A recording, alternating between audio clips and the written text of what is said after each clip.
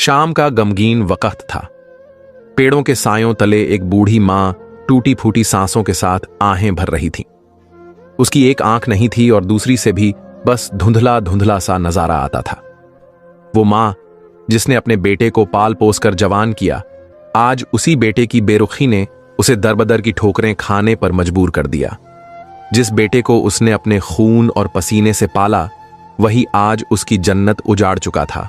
मजबूरन वो बूढ़ी मां एक दरख्त के नीचे सहमी बैठी थी। हाथ में दूध की छोटी सी बोतल थी जो कोई राहगीर मुसाफिर तरस खाकर दे गया था। भूख से बेहाल जैसे ही उसने ढक्कन खोलकर घूंट भरने की कोशिश की, अचानक झाड़ियों से साएं साएं की आवाज आई। उसका दिल दहल उठा, आंखें फैल गईं। देखा, एक सांप लहूलुहान जख्मों से चूर उसकी तरफ रेंग रहा था। पीछे पीछे एक योगी सपेरा बीन बजाते हुए उसका पीछा कर रहा था। मगर खुदा की करनी देखिए, वो सांप किसी तरह जोगी के हाथ से बच निकला और सीधा बुढ़िया के फटे पुराने आंचल में जा छुपा। बुढ़िया की सांस ऊपर की ऊपर और नीचे की नीचे अटक गई। बदन कांपने लगा। मगर उसी वक्त अल्लाह के हुक्म से सांप इंसानों की तरह बोल पड़ा, अम्मा डरिए मत, मैं आपको कोई नुकसान नहीं दूंगा। मेरा दुश्मन पीछे पड़ा है, मैं जख्मी हूं, मुझे पनाह दे दीजिए। मां हैरान थी, ये सांप भी बोल रहा है। दिल पसीज गया, आंसू छलक पड़े। कांपते हाथों से उसने अपने फटे पुराने दुपट्टे में उसे छुपा लिया। इतने में योगी पास आया और बोला, ए बुढ़िया, यहां से कोई सांप गुजरा है? मां कांपती आवाज में बोली, नहीं बेटा, मैंने किसी सांप को नहीं देखा। जोगी दूसरे रास्ते मुड़ गया। सांप आंचल से बाहर निकला और बोला, अम्मा, आपने मेरी जान बचाई है, मैं जिंदगी भर आपका यह एहसान नहीं भूलूंगा। मगर आप क्यों रो रही हैं? मुझे बताइए, मैं आपकी क्या मदद कर सकता हूं? यह सुनते ही बुढ़िया की आंखों से अश्कों का दरिया बह निकला। उसने दर्द भरी आवाज में कहा, बेटा, अगर सुनना चाहते हो तो दिल मजबूत कर लो, मेरी कहानी बहुत दर्दनाक है। उसने कांपते लफ्जों में अपना गम बयान करना शुरू किया। मेरे पेट में बच्चा था कि मेरा शौहर इस दुनिया से चला गया।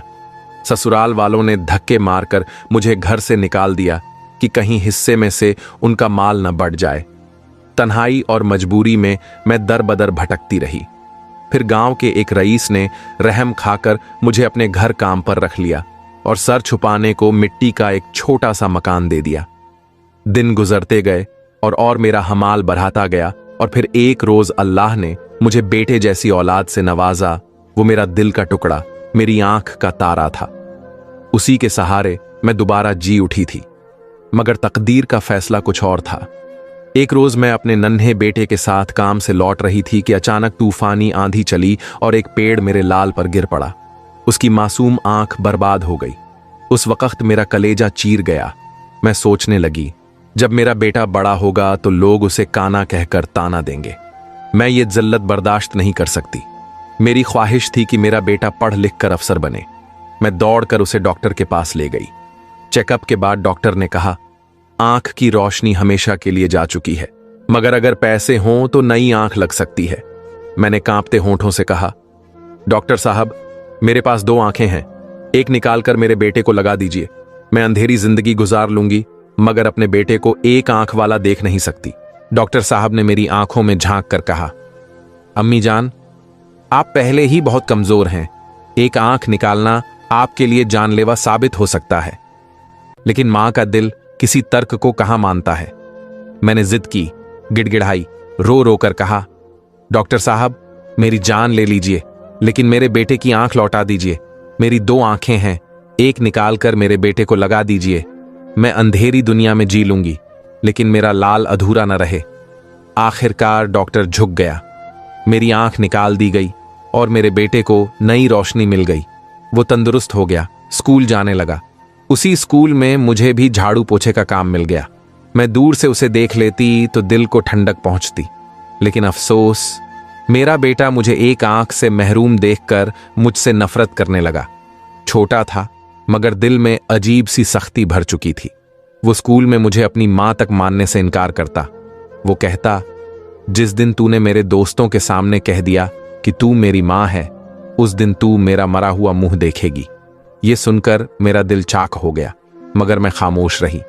जैसे जैसे वो बड़ा होता गया उसकी नफरत बढ़ती चली गई। कभी मेरे पास बैठकर खाना नहीं खाता था। कहता था, माँ तुम्हें देखकर मुझे घिन आती है। अल्लाह ने तुम्हें इतना बदसूरत बनाया है कि तुम्हारे साथ बैठकर न तो मैं खाना खा सकता हूं और न ही तुम्हें देख सकता हूं। मैं रोते हुए कहती, बेटा 2 निवाले मेरे साथ खा लिया कर, मेरे कलेजे को ठंडक मिल जाएगी। लेकिन अगर मैं पास बैठ जाती तो वो गुस्से में खाना फेंक देता। मेरा दिल हर लम्हा चाहता था कि उसे सीने से लगा लूं, उसकी थकन अपने आंचल में समेट लूं। लेकिन बेटे की नफरत के सामने मेरी मोहब्बत हार जाती। अब मेरा बेटा जवानी की दहलीज पर पहुंच चुका था। बिगड़े दोस्तों की सोहबत ने उसे आवारा बना दिया। सिगरेट, नशा, बुरे काम सब में पड़ चुका था। एक दिन मुझे तेज बुखार चढ़ा। मैं काम पर नहीं जा सकी और घर पर लेट गई। दिल में एक ही तमन्ना थी, काश मेरा बेटा आए और मुझे दवा ला दे। लेकिन बेटा उस रात घर ना आया, ना अगली सुबह, ना अगले दिन। दिल की तड़प बेकरार हो गई। मैं चादर ओढ़कर बाहर निकली। उसके दोस्तों से पूछा, बेटा कहीं मेरा दानिश नजर आया? कल से घर नहीं लौटा। उन्होंने हंसकर ताना मारा, अम्मा आप सच में उसकी मां हैं। वो तो कहता है आपसे उसका कोई ताल्लुक नहीं। मेरे सीने पर जैसे पहाड़ टूट पड़ा, मगर मैंने सब्र किया। शाम ढली तो बेटा आया, मगर रहमत नहीं, कहर बनकर। हाथ में डंडा उठाया और बुखार से कांपती मां को इस तरह पीटा कि जिस्म पर छाले उभर आए। मैं रोते हुए गिर पड़ी और बस इतना कहा, बेटा मेरी गलती क्या है, मेरा कसूर क्या है? वो गुर्राया, क्यों गई थी तू मेरे दोस्तों के पास? उन्होंने मेरा मजाक उड़ाया। अब सब मुझे काने का बेटा कहते हैं। तूने मेरी 2 टके की इज्जत भी मिट्टी में मिला दी। ना तू मरती है ना मेरा पीछा छोड़ती है। अच्छा है मैं ही ये घर छोड़ दूं। मैं उसके पांवों में गिर गई। बेटा मत जा, तू चला गया तो मैं जीते जी मर जाऊंगी। मैं कसम खाती हूं अब कभी किसी को नहीं बताऊंगी कि तू मेरा बेटा है। बस तू मेरी नजरों के सामने रह, मैं तुझे देखकर ही जी लूंगी। उसके बाद उसका चलन ये हो गया, वो कई कई दिनों तक गायब रहने लगा। कभी 5 दिन, कभी 10 दिन, कभी महीनों बाद घर आता। मैंने दिल में अरमान सजाया था, चलो इसके निकाह से शायद सब कुछ बदल जाए। बहू आएगी तो घर रोशन हो जाएगा, शायद बेटे का दिल भी पिघल जाए। मगर अल्लाह को कुछ और ही मंजूर था। पूरा महीना गुजर गया। फिर जब मेरा बेटा घर आया तो अकेला नहीं था, उसके साथ एक दुल्हन थी और उसे देखकर मेरी आंखें हक्का बक्का रह गईं। क्या देख रही हो मां, इतनी आंखें फाड़कर? बेटे ने हंसते हुए कहा। मैं सन्न रह गई। उसने कहा, यह मेरी बीवी है, मैंने शादी कर ली। मेरा दिल बैठ गया। कितने सपने देखे थे मैंने बेटे की शादी के, पर उसने न मुझसे पूछा न बताया। खैर सोचा कोई बात नहीं, अब मेरा बेटा मेरे पास तो रहेगा। लेकिन मुझे कहां पता था कि आने वाली बहू बेटे से भी ज्यादा निर्दयी होगी। पहली ही नजर में घूर कर अपने कमरे में चली गई। मैं चुपचाप उनकी सेवा में लग गई। बेटा दफ्तर जाता तो बहू हुक्म चलाती, पांव दबाओ, तेल लगाओ, चाय बनाओ, खाना लाओ। थकी हड्डियों के साथ सब करती रही, पर बहू फिर भी कभी खुश ना होती। कभी बेटा और बहू बाहर घूमकर खाते पीते लौट आते और मैं भूखी सो जाती। सब्र मेरा साथी बन गया। फिर एक दिन खुशखबरी मिली, बहू मां बनने वाली थी। बेटा फूला नहीं समा रहा था। मुझसे बोला, मां मेरी बीवी का खूब ध्यान रखना, उसे किसी चीज की कमी ना हो। मैंने सिर हिलाकर कहा, तू निश्चिंत रह बेटा। बेटा कुछ दिनों के लिए काम से बाहर गया। बहू की सेवा का बोझ अब पूरा मुझ पर था। वह कहती, क्या देख रही हो, जल्दी खाना बनाओ और चाय में दूध ज्यादा रखना, मेरा बीपी लो हो जाता है। मैं बीमार शरीर के साथ उसके पैर दबाती, खाना बनाती, चाय बनाती रही। एक रात बहू आराम से लेटी थी और मैं उसके पांव दबा रही थी। थकी आंखों पर नींद हावी हो गई और मेरा सिर उसके पेट पर लग गया। बहू ने जैसे आग पकड़ ली हो। गुस्से में उसने मुझे धक्के मारकर जमीन पर गिरा दिया। मैं मिन्नतें करती रही, बहू जानबूझकर नहीं हुआ, माफ कर दो। पर वह और बिगड़ गई। तभी बेटा घर आया। बहू ने उसे कहानी उल्टी सुल्टी सुनाई। बेटा दहाड़ा, तूने मेरे बच्चे को मारने की कोशिश की। तू हमेशा से मेरी दुश्मन रही है। ऐसी मां से अच्छा है तू ये घर छोड़ दे। मैं कांपते हाथों से बेटे के पैरों पर गिरी। बेटा मैं कहां जाऊंगी, मैं बूढ़ी हूं। लेकिन उसकी आंखों में खून उतर आया था। उसने कहा, जहां मर्जी जा, लेकिन हमें सुकून से रहने दे। मैंने कपड़े बांधे, लाठी उठाई और बोली, बेटा आखिरी बार गले से लगा ले। बचपन से तूने कभी मुझे गले नहीं लगाया, आज जी भर कर तुझे गले लगाना चाहती हूं, फिर कभी नजर नहीं आऊंगी। पर बेटा मुंह फेर कर खड़ा रहा। बहू बोली, ये नौटंकी बंद कर, जितनी देर रुकोगी उतनी जलील होगी। मैं रोती हुई घर से निकल गई। दर दर भटकती रही, कोई खाने को रोटी तक न देता। आखिर थक कर एक पेड़ के नीचे बैठ गई। उसी वक्त एक मुसाफिर ने मुझे दूध की बोतल पकड़ा दी और चला गया। बोतल हाथ में थी, पर मेरा दिल वहीं अटका था। ना जाने बेटे ने खाना खाया होगा या नहीं, बहू ने उसे रोटी दी होगी या नहीं, बहू ने उसे रोटी दी होगी या नहीं। मैंने दूध को मुंह न लगाया, तभी झाड़ियों से एक भूखा सांप निकला। मैं भी चौंकी, पर डर से ज्यादा दया आई। मैंने दूध प्याले में डालकर उसके सामने रख दिया। सांप ने दूध गटागट पिया और बोला, मां जी, आज से मैं आपका बेटा हूं, इस दूध का कर्ज जरूर चुकाऊंगा। मेरी आंखों से आंसू बह निकले, दिल का बोझ कुछ हल्का हुआ। सुबह जब नींद खुली तो सामने एक नई मिट्टी की कोठड़ी खड़ी थी। दीवारों से ताजा मिट्टी की खुशबू, चारपाई पर साफ बिस्तर। मैं हैरान थी, कल तक तो पेड़ के नीचे थी। इतने में एक खूबसूरत नौजवान सामने आया, आंखों में चमक, चेहरे पर मासूमियत। वह मेरे पैरों में बैठ गया और बोला, मां जी, अब ये झोंपड़ी आपकी है, अब आपका कोई दुख नहीं रहेगा। मैं कांपते हाथों से उसका सिर सहलाने लगी। बेटा तू कौन है? वो मुस्कुराया और बोला, मां जी, मैं वही हूं जिसे आपने उस रात दूध पिलाया था। दिन में आपका बेटा बनकर रहूंगा और रात को वही सांप बन जाऊंगा जिससे लोग डरते हैं। आपका बेटा आपको छोड़ गया, पर मैं आपके लिए सब कुर्बान कर दूंगा। बुढ़िया की आंखों से आंसू बह निकले। उसके अकेलेपन में अब सुकून उतरने लगा। दिन में वो नौजवान उसके लिए जंगल से शहद, दूध, फल, लकड़ियां लाता, दवा देता, खाना पकाता, पांव दबाकर सुलाता। गांव वालों को कुछ पता न था कि ये युवक कौन है।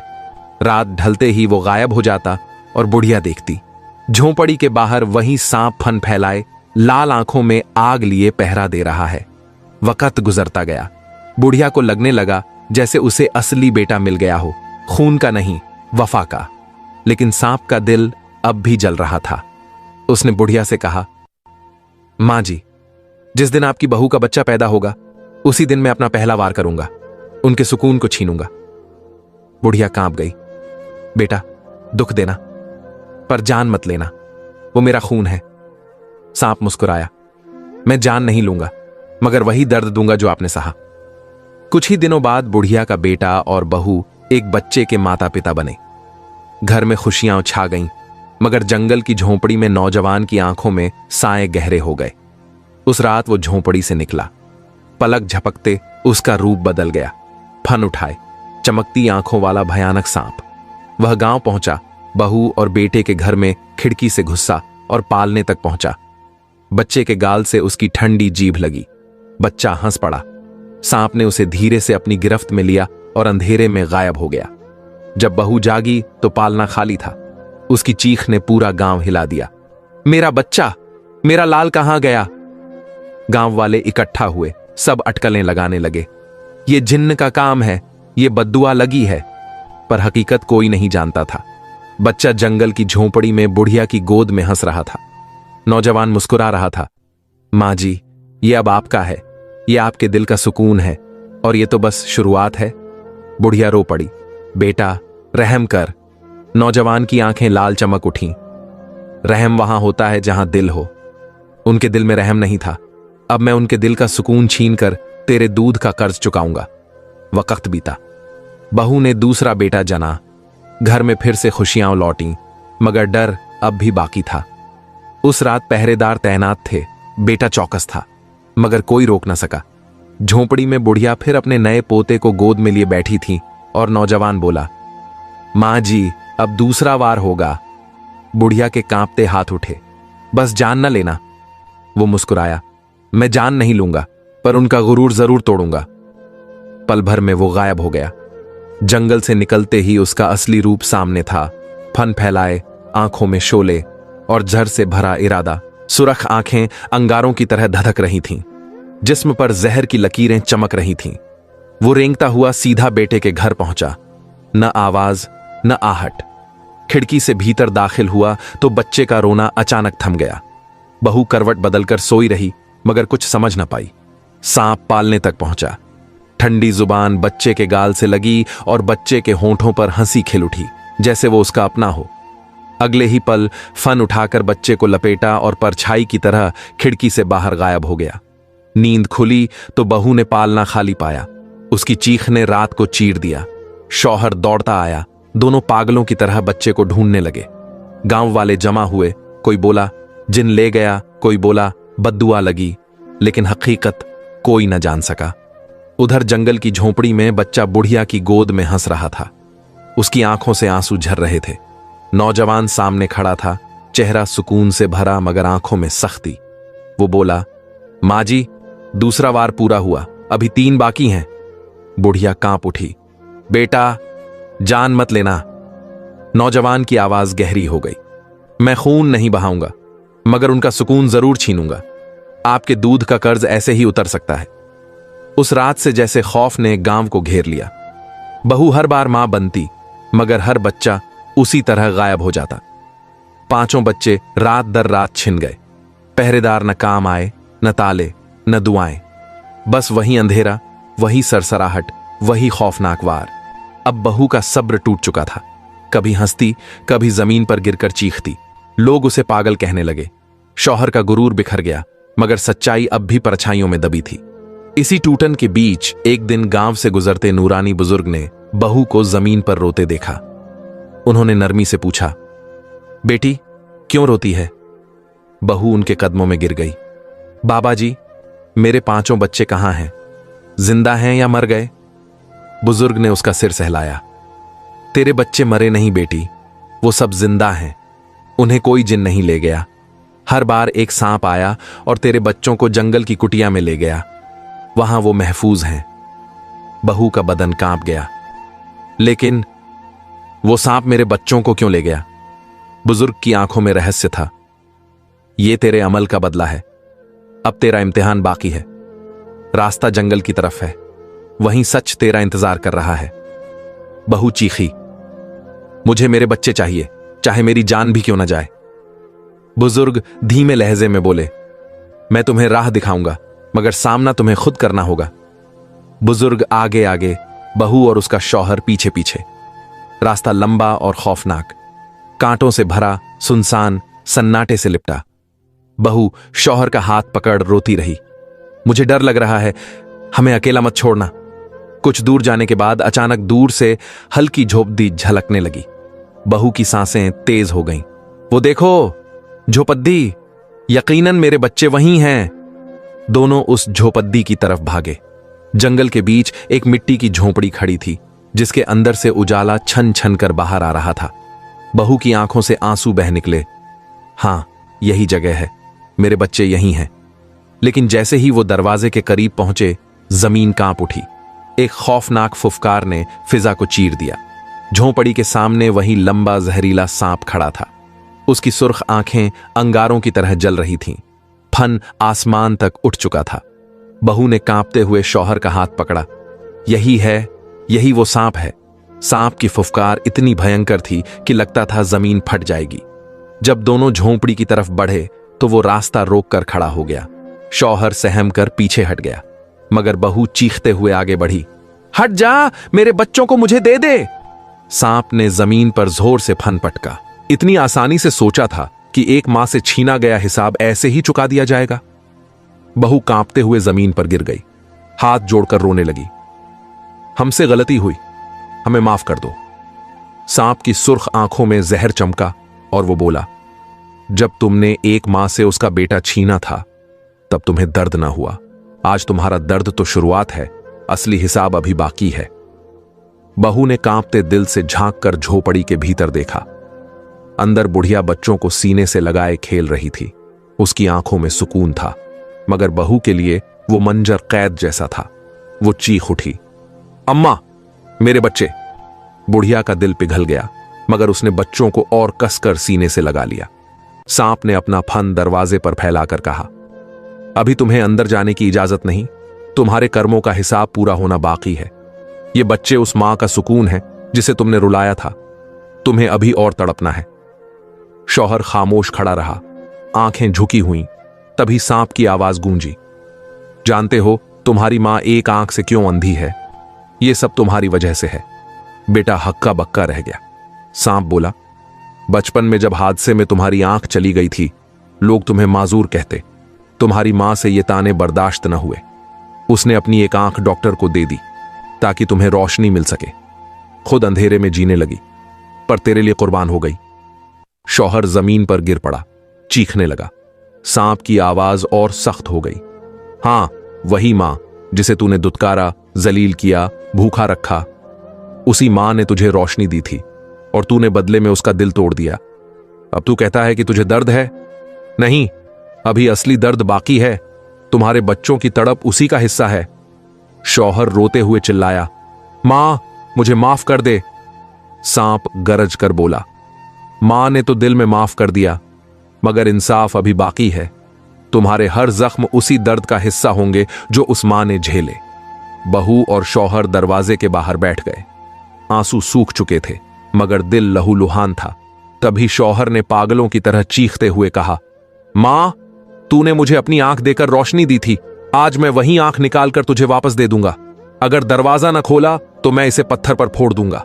यह सुनकर झोपड़ी के अंदर बैठी बुढ़िया का कलेजा हिल गया। उसके हाथ से बच्चों के खिलौने गिर गए। आंसू बहे और कांपती आवाज में बोली, नहीं बेटा, ऐसा मत करना, मेरा दिल फट जाएगा। मगर शौहर पत्थर उठाकर सचमुच अपनी आंख के करीब ले गया। बहू सिसकते हुए गिड़गिड़ाई, मां जी, दरवाजा खोल दो। हम कसम खाते हैं अब कभी आपका दिल नहीं तोड़ेंगे, आपके कदमों में ही जिंदगी गुजारेंगे।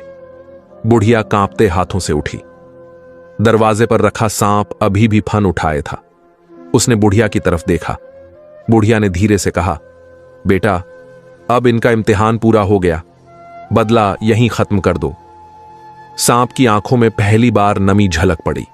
उसने आहिस्ता आहिस्ता फन नीचे किया और दरवाजे से हट गया। अंदर से बच्चों की खिलखिलाहट गूंजने लगी। बहू पागलों की तरह दरवाजे की तरफ भागी। शौहर कांपते कदमों से उसके पीछे। दरवाजा खुला। पांचों बच्चे बाहर दौड़े और मां से लिपट गए। बहू चीखते हुए उन्हें सीने से लगाए रोती रही। शौहर ने सबको गले लगाया और धरती पर गिरकर फूट फूट कर रोने लगा। बुढ़िया पास खड़ी थी। उसकी आंखों से आंसू बह रहे थे। कांपते हाथों से बेटे को उठाया और सीने से लगा लिया। बरसों बाद आज मेरा दिल हल्का हुआ, अब मुझे सुकून है। शौहर फूट फूट कर बोला, मां, मैंने तुझसे जिंदगी भर गलतियां की, मगर अब वादा करता हूं आखिरी सांस तक तेरे कदमों में रहूंगा। बहू ने भी बुढ़िया के हाथ पकड़कर कहा, मां जी, अब आप हमारी मां हैं, हमें माफ कर दो, हम आपको फूलों की तरह रखेंगे। सांप खामोश बैठा सब देखता रहा। उसकी आंखों से आज जहर नहीं, आंसू टपक रहे थे। उसने भारी आवाज में कहा, याद रखना, अगर वादा तोड़ा तो मैं वापस आऊंगा। ये कहानी आपको कैसी लगी आप कमेंट में जरूर बताएं और वीडियो पसंद आई तो लाइक सब्सक्राइब जरूर करें।